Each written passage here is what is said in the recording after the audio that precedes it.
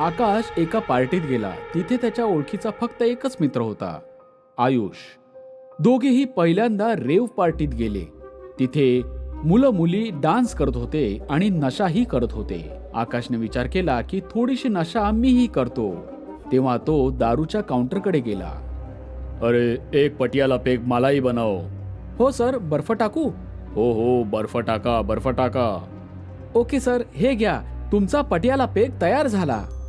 त्याने एक ग्लास हातात घेतला आणि थँक्यू बोलून निघून गेला. आकाशही डान्स करायला लागला. पार्टी एका गार्डनमध्ये होत होती. सगळ्यांनी चेहऱ्यावर मास्क घातलेले होते. आकाशच्या जवळ एक मुलगी डान्स करत होती. ती आकाशला बोलली, आकाश, तू माझ्या बरोबर डान्स करशील का? हो हो, का नाही, पण माझं नाव कसं माहिती? मी तर फक्त आयुषला ओळखतो. वेळ आल्यावर समजेल तुला. दोघे एकत्र डान्स करायला लागले. 2 मिनिटांसाठी माझ्या बरोबर येशील झाडांच्या मागे? हे बघ, जर मी तुला ओळखत असतो तर नक्की आलो असतो. सॉरी. ओळखशील मला? ये तर खरं. मुलगी आकाशला झाडांच्या मागे ओढत घेऊन जायला लागली. मला नाही जायचं. तू तिथे कशाला घेऊन चाललीस मला? ये माझ्या बरोबर, सांगते तुला. पण आकाश तिच्या बरोबर जायला तयार नव्हता, कारण त्याला भीती वाटत होती. यानंतर त्या मुलीने आपल्या चेहऱ्यावरचा मास्क काढला. जसं तिने मास्क काढला, त्या मुलीचा चेहरा बदलून गेला आणि ती चिटकीण बनली. ये माझ्या बरोबर, तुला मी माझ्याबद्दल सांगते. आकाश घाबरून पळायला लागला. पळता पळता तो पडला आणि बेशुद्ध झाला. आकाशला जेव्हा सकाळी जाग आली तेव्हा त्याने पाहिलं, एक कुत्रा त्यावर सुसू करत होता. आकाशने कुत्र्याला हाकलून दिलं. गार्डनमध्ये कोणीही नव्हतं. तो झाडांमध्ये एकटा पडून होता. रात्रीची गोष्ट तो आठवायला लागला. तो बेशुद्ध का झाला हे त्याच्या लक्षात आलं की एक चेटकीण त्याला झाडांच्या मागे त्याला खेचून नेत होती. आकाशने विचार केला, त्या चेटकिणीला माझ्याकडून काय हवं होतं? काय तिला माझा जीव घ्यायचा होता? असंही असू शकतं की तिला माझं रक्त प्यायचं असेल. असा विचार करत त्याने खिशात हात टाकला आणि मोबाईल बाहेर काढला. तर त्याने पाहिलं की आयुषचे बरेच कॉल्स आलेले होते. त्याने आयुषला लगेच फोन केला. हॅलो, मी आकाश बोलतोय. आयुष, तू या गार्डनमध्ये मला एकट्याला सोडून निघून गेलास? अरे, मी तुला केव्हापासून फोन करतोय. तू कुठे निघून गेलास? तुझ्याबद्दल काही कळतच नव्हतं. मला वाटलं की तू घरी निघून गेलास, पण जेव्हा मी घरी फोन केला होता तेव्हा कळलं की तू तिथे आलाच नाहीस. म्हणून मी तुला सतत फोन करत होतो, पण तू फोन उचलतच नव्हतास. पण तू आता आहेस कुठे? मी झाडी झुडपात पडलो होतो. मला रात्री चेटकीन खेचून नेत होती. काही काय बोलतोस? असं थोडीच असतं. इतक्या सगळ्या लोकात चेटकीन तुलाच का खेचून नेत होती? मला वाटतं तू जास्त प्यायला आहेस. तुला कमी प्यायला हवी. पण आकाश, तू लवकर घरी ये. काकी खूप विचारत आहेत. हो हो, सगळं ठीक आहे, पण चेटकीनचं काय करायचं? अरे, कोणती चेटकीन? ती जी मला रात्री खेचून नेत होती. अरे, वेडा झालायस का? असं काही नसतं. स्वप्न पाहिलं असशील तू. पहिल्यांदा प्यायल्यावर असंच होतं. हे सगळं विसरून जा आणि लवकर घरी जा. काकी विचारत आहेत. आकाश उठला आणि निघाला. तर त्याने पाहिलं की त्याच्या इथे एक पैंजण पडलेलं आहे. त्याने ते पैंजण उचललं आणि पोलीस स्टेशनला निघून गेला. हे पैंजण मला मिळालेलं आहे. माहित नाही कोणाचं आहे. असं असू शकतं की चेटकिणीचं असेल. वाटतं तुला जास्ती चढलेली आहे. जा, आंघोळ कर आणि लिंबाचं पाणी पी. सगळी नशा उतरून जाईल. सर, मी थट्टा नाही करत. मला व्यवस्थित लक्षात आहे की मी जास्त नाही प्यायलो. मला ती मुलगी नीट दिसत होती. तुम्हाला हवं तर मी स्केच बनवू शकतो. ती कशी दिसत होती आणि ते मला माहीत आहे. अच्छा, तर तुला स्केच बनवायची आहे? काय तू एक स्केच आर्टिस्ट आहेस? हो सर, मला स्केच बनवायला येतं. मी कॉलेजमध्ये शिकलेलो आहे. ओके, ठीक आहे, मग बनव. आकाशने त्या चेटकिणीचं स्केच बनवायला घेतलं आणि एक सुंदर मुलीचं स्केच बनलं. इन्स्पेक्टरने ते स्केच पाहिलं आणि पोलीस चौकीतल्या हरवलेल्या लोकांच्या फोटो बरोबर ते स्केच मॅच केलं. तर ती मुलगी हरवलेल्या लोकांच्या लिस्टमध्ये होती. तिचं नाव श्वेता होतं, जी आता चेटकीण बनलेली आहे. पोलीस लगेच आकाश बरोबर घटनास्थळी पोहोचले. घटनास्थळी पोहोचल्यावर पोलिसांनी आपल्या कुत्र्यांना त्या ठिकाणी सोडलं. कुत्रे एका जागी थांबून भुंकायला लागले. म्हणून पोलिसांनी तिथे खोदायला सुरुवात केली. खोदल्यानंतर तिथून 2 मुर्दे मिळाले. ते मुर्दे हाडांचा सापळा झाले होते. हे मुर्दे कोणाचे असतील? एक तर त्या मुलीचा असेल, मग दुसरा कोणाचा असेल? इन्स्पेक्टरने पोलीस चौकीत जाऊन हरवलेल्या लोकांची फाईल पुन्हा पाहिली की त्या दिवशी कोण कोण बेपत्ता झालं होतं. तर पाहिलं की जय नावाचा मुलगाही बेपत्ता झाला होता, ज्याची रिपोर्ट करायला त्याचे वडील आले होते. इन्स्पेक्टर साहेब, रिपोर्ट लिहून घ्या. माझा मुलगा हरवला आहे. 3-4 दिवसापासून भेटला नाही आहे मला. तुम्हाला काय वाटतं, तुमचा मुलगा कुठे गेला असेल? मला काही आयडिया नाही आहे. अखेर तो कुठे निघून गेला, त्याच्याबरोबर काय झालं, चांगलं झालं वाईट झालं, मला काही माहीत नाहीये. तेव्हा ठाकूर आले. इन्स्पेक्टर साहेब, माझा रिपोर्ट लिहून घ्या. माझी मुलगी हरवली आहे, माहीत नाही कुठे गेली आहे. तुम्हाला काही संशय आहे ती कुठे गेली असेल? हो इन्स्पेक्टर साहेब, मला वाटतं की ती एका मुलाबरोबर पळून गेली आहे. मला वाटतं की हा प्रेमाचा मामला आहे. इन्स्पेक्टर साहेब, तुम्हाला माहिती मिळाली तर मला बोलावून घ्या. दोघांच्या वडिलांनी इन्स्पेक्टरला फोटो देताना सांगितलं, हा माझ्या मुलीचा फोटो आहे. आणि हा माझ्या मुलाचा फोटो आहे. इन्स्पेक्टरनं जीप काढली आणि श्वेताच्या घरी पोचला. ठाकूर साहेब, तुमच्या मुलीची बॉडी मिळाली आहे आणि त्यांच्याबरोबर जयचीही बॉडी मिळाली आहे आणि तुमचं घर तिथून फार जवळ आहे. मला संशय आहे की तुम्हीच तर त्यांना नाही मारलत. अहो, मी मारेन का माझ्या मुलीला? ती माझी खूप लाडकी मुलगी आहे. मी नाही मारलं. प्लीज खुनाला शोधा. तेव्हा अचानक ठाकूरचा आवाज बदलला. ठाकूरच्या आत श्वेताचं भूत गेलं होतं आणि ती चेटकीण बनली. इन्स्पेक्टर, यानेच मारलं आहे मला आणि माझ्या बॉयफ्रेंडला. कारण आम्ही दोघं एकमेकांशी लग्न करणार होतो आणि याने स्वतःच्या खोट्या मानासाठी आम्हाला दोघांना जमिनीत गाडून टाकलं. आणि आम्ही एका चांगल्या माणसाची वाट पाहत होतो, ज्याला आम्ही आमच्या मदतीसाठी बोलावू शकू. त्या दिवशी आकाश मला भेटला. मलाही संशय होतोय. श्वेता, आता कायदा त्यांना शिक्षा करेल. नाही इन्स्पेक्टर, आता याला मी शिक्षा देईन. ठाकूर हवेत उडून उडून कधी त्या भिंतीला कधी या भिंतीला आपटत होता.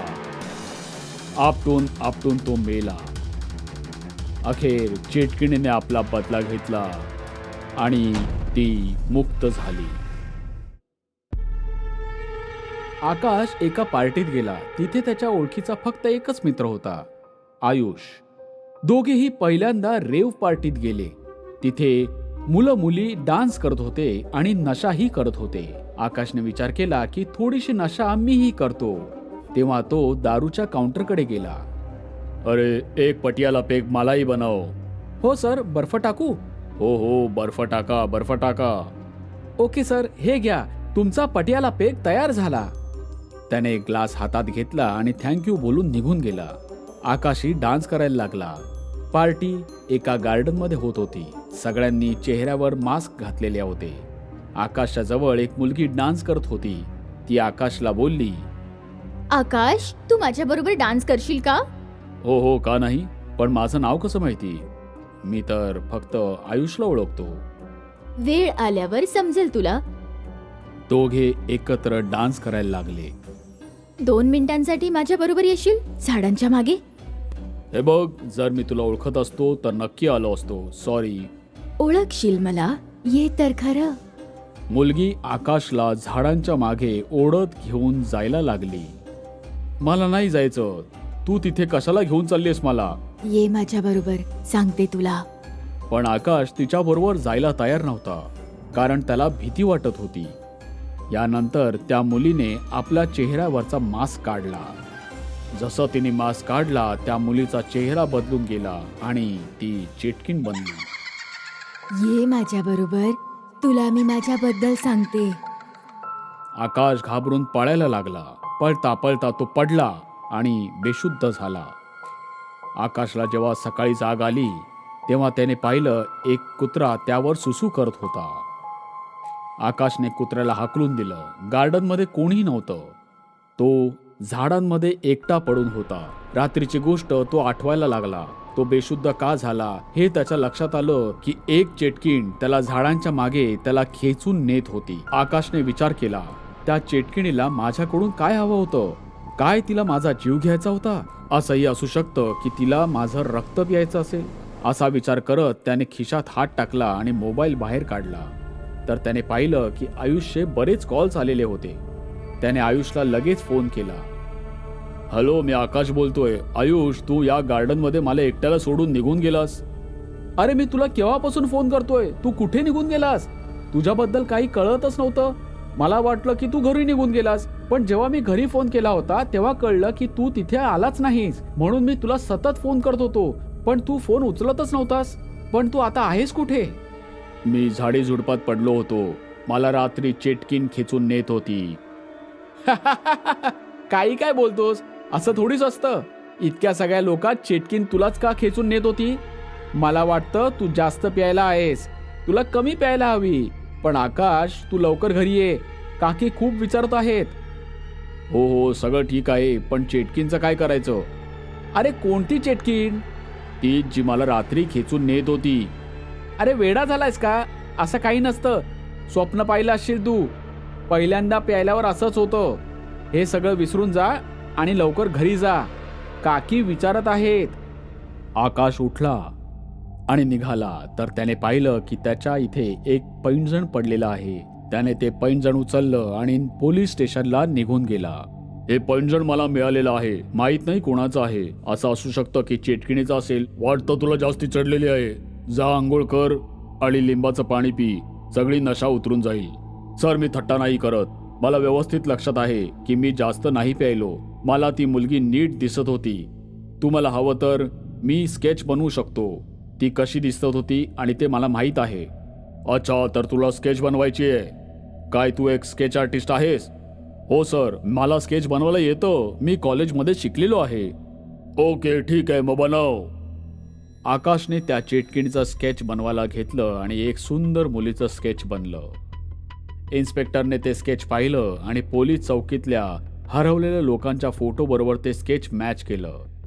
तर ती मुलगी हरवलेल्या लोकांच्या लिस्टमध्ये होती.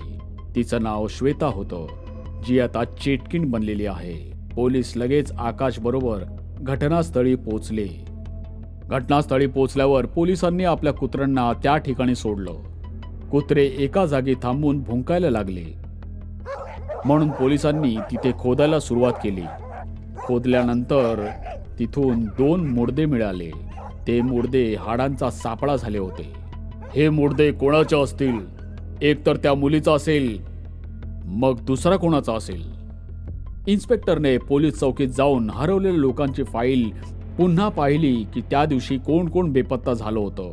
तर पाहिलं की जय नावाचा मुलगाही बेपत्ता झाला होता, ज्याची रिपोर्ट करायला त्याचे वडील आले होते. इन्स्पेक्टर साहेब, रिपोर्ट लिहून घ्या. माझा मुलगा हरवला आहे. 3-4 दिवसापासून भेटला नाही आहे मला. तुम्हाला काय वाटतं, तुमचा मुलगा कुठे गेला असेल? मला काही आयडिया नाही आहे. अखेर तो कुठे निघून गेला. त्याच्याबरोबर काय झालं, चांगलं झालं, वाईट झालं, मला काही माहीत नाहीये. तेव्हा ठाकूर आले. इन्स्पेक्टर साहेब, माझा रिपोर्ट लिहून घ्या. माझी मुलगी हरवली आहे. माहीत नाही कुठे गेली आहे. तुम्हाला काही संशय आहे ती कुठे गेली असेल? हो इन्स्पेक्टर साहेब, मला वाटतं की ती एका मुलाबरोबर पळून गेली आहे. मला वाटतं की हा प्रेमाचा मामला आहे. इन्स्पेक्टर साहेब, तुम्हाला माहिती मिळाली तर मला बोलावून घ्या. दोघांच्या वडिलांनी इन्स्पेक्टरला फोटो देताना सांगितलं, हा माझ्या मुलीचा फोटो आहे आणि हा माझ्या मुलाचा फोटो आहे. इन्स्पेक्टरनं जीप काढली आणि श्वेताच्या घरी पोहोचला. ठाकूर साहेब, तुमच्या मुलीची बॉडी मिळाली आहे आणि त्यांच्याबरोबर जयचीही बॉडी मिळाली आहे आणि तुमचं घर तिथून फार जवळ आहे. मला संशय आहे की तुम्हीच तर त्यांना नाही मारलत. अहो, मी मारेन का माझ्या मुलीला? ती माझी खूप लाडकी मुलगी आहे. मी नाही मारलं. प्लीज खुनाला शोधा. तेव्हा अचानक ठाकूरचा आवाज बदलला. ठाकूरच्या आत श्वेताचं भूत गेलं होतं आणि ती चेटकीण बनली. इन्स्पेक्टर, यानेच मारलं आहे मला आणि माझ्या बॉयफ्रेंडला. कारण आम्ही दोघं एकमेकांची लग्न करणार होतो आणि याने स्वतःच्या खोट्या मानासाठी आम्हाला दोघांना जमिनीत गाडून टाकलं. आणि आम्ही एका चांगल्या माणसाची वाट पाहत होतो, ज्याला आम्ही आमच्या मदतीसाठी बोलावू शकू. त्या दिवशी आकाश मला भेटला. मलाही संशय होतोय. श्वेता, आता कायदा त्यांना शिक्षा करेल. नाही इन्स्पेक्टर, आता याला मी शिक्षा देईन. ठाकूर हवेत उडून उडून कधी त्या भिंतीला कधी या भिंतीला आपटत होता. आपटून आपटून तो मेला. अखेर चेटकिणीने आपला बदला घेतला आणि ती मुक्त झाली.